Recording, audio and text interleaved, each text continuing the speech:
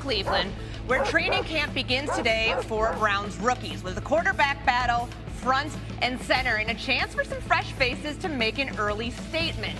Defensive tackle Mason Graham, the Browns' first-round pick, walking into the building today. And speaking of that QB competition, there's Dylan Gabriel. So the Browns have had their fair share of quarterbacks over the years, so stop me if you've heard this before. They have fielded a total of 40 since returning to the NFL in 1999, the most in the league.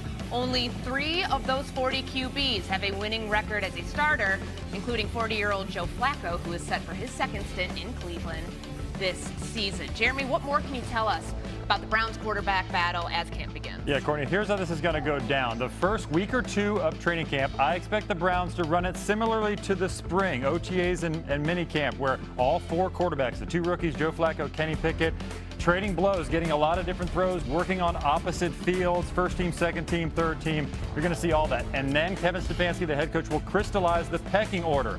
I do expect Joe Flacco to be in the mix there. He's certainly the incumbent, probably the favorite at this point. And Shedeur Sanders did impress in the spring. Like, he was willing to throw the ball in tight windows.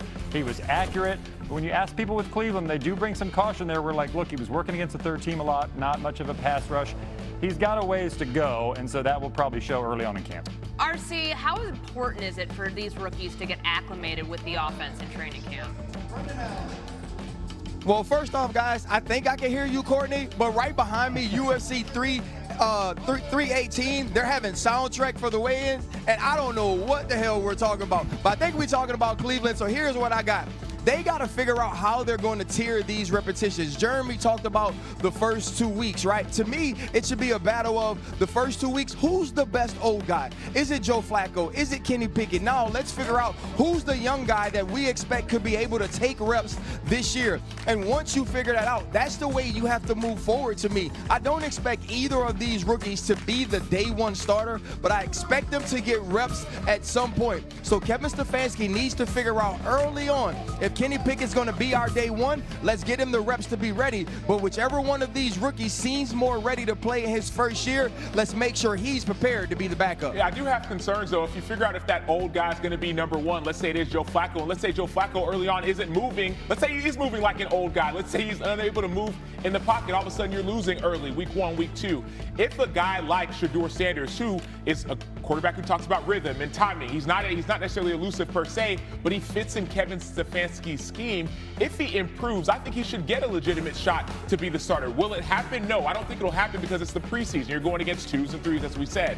But if he can put enough pressure on the coaching staff and on his teammates to show everyone that he should be the legitimate starter, it may not happen week 1, but early in the season, if one of the older quarterbacks is not producing, I believe that a quarterback like Shedeur Sanders, who fits this scheme, should get an early opportunity. So RC said that he doesn't anticipate any of the rookie quarterbacks starting early this season. The last time that a quarterback drafted as late as Shedeur Sanders started a season opener for the Browns was Randy Hedberg. $1 million average per year, setting the floor even higher for pass rushers than the deal signed by Cleveland's Myles Garrett that pays him $40 million annually.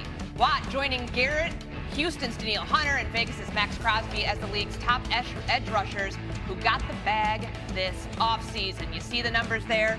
Watt had 108 career sacks, which ranks 3rd most through 8 NFL seasons since sacks became official in the early 80s, only trailing Reggie White and DeMarcus Ware. And check this out, that number I just mentioned, 108. There is significance to it.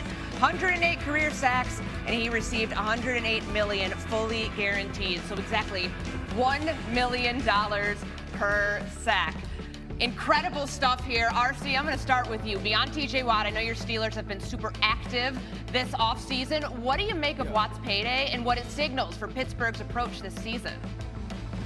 Yeah. Well, I think the first thing is you did what you were supposed to do by giving TJ Watt what he's earned and what he has the potential to produce on the field for you. But you look at some of the other moves they made. You go out and you get Jonnu Smith and DK Metcalf. You draft Caleb Johnson out of Iowa at the running back position, and you wait on Aaron Rodgers instead of taking a quarterback at 21 that you don't really see being the future of the franchise. Omar Khan is trying to win, and he's trying to win now. Darius Slay at corner, Jalen Ramsey as a utility utility defensive back. I love what they've done, but where will that put them in the AFC? Are you better than Kansas City? Are you better than Baltimore? Are you better than Buffalo? Hell, are you even better than the Cincinnati Bengals? So all of these things have to come together under Mike Tomlin for what Omar Khan did this offseason, which is a departure from who Pittsburgh is to show dividends on the field. Yeah, and it should show dividends, at least on the defensive side of the ball with some of those additions. I understand that losing Minka Fitzpatrick hurts, but adding guys like Jalen Ramsey, Darius Slade, those are going to be big additions for a pass defense that did struggle. My questions still remain on the offensive side of the ball. Caleb Johnson's a big addition, but you waited for Aaron Rodgers. Will he be able to take you not only to the playoffs, but to win in the playoffs? And so, yes, you're making so many moves. You're locking up your star players, but still, will it be enough? I still have question marks on if it'll be enough for this Pittsburgh Steelers team to compete for a title in the AFC. All right, Jeremy, we know that T.J. Watt turns 30 years old this offseason. And there are a lot of people out there who might say a contract of this magnitude for a player of his age might not be worth it. Let's talk about it, though. What does this mean from a salary cap perspective and how it affects the Steelers moving forward? They're actually okay, Courtney, if they keep their quarterback costs down, which we know Aaron Rodgers is affordable this year. I expect the Steelers to draft a quarterback in the 2026 draft. That would put them on a rookie-scale quarterback they could build around him with these huge numbers like T.J. Watt is earning. He's only got a $23 million cap hit this year. It's not too bad. Next year, that goes up to $42 million the next 2 years. That's like quarterback money. But when I check with people in Pittsburgh, they all say the same thing. We are trying to build a Super Bowl winning roster. Whether they have the quarterback or not to do that is the question. But around the quarterback, they have a lot of pieces now, including one of the best pass rushers in the NFL. But that's the thing, though, right? You're building this Super Bowl winning roster. Will you have a quarterback that can go win a Super Bowl? Aaron Rodgers this year, we know what his age is. We know that he doesn't plan on playing an extended period of time. So are you willing to make the moves? If you're a good football team this year, you win 10, 11 games, become a playoff football team, are you willing to move up and go get that dude so that this playoff roster pays dividends right now? Because with some of these older pieces that you're adding, it doesn't seem like you're working to win 10 years from now. It's like you're working to win now, much like we saw the Los Angeles Rams do in 2021. Acho, I know that cost is obviously pretty high, but T.J. Watt is one of the best pass rushers in the league. You think it's worth it? Oh, 100% worth it. People talk a lot about his age, but they shouldn't be talking about his age. They should be talking about T.J. Watt's production. Since 2017, no one has more sacks than him, more forced fumbles, more quarterback hits, more tackles for loss. And so age, you can talk about age all you want, but his production, it emanates past him.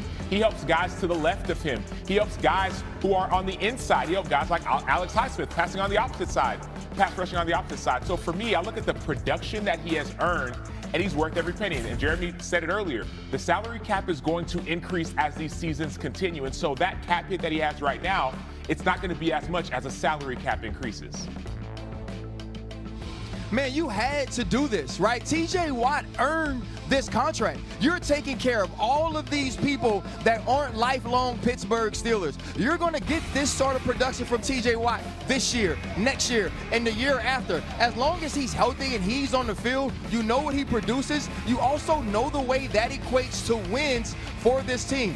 This defense is going to be a big piece of why they win early this season as Aaron Rodgers gets acclimated, and having your star, the linchpin of your entire organization, not only happy but taken care of was a must. I love the deal by Omar Khan, and now T.J. Watt has to make him right. As we know, pass rushers often have second primes. It's one of those positions that when you get 30, sometimes you get better. T.J. Watt, on the note of his health, only missed 11 games since 2017. Steelers' record in those games, 1-10. So glad that they locked him up.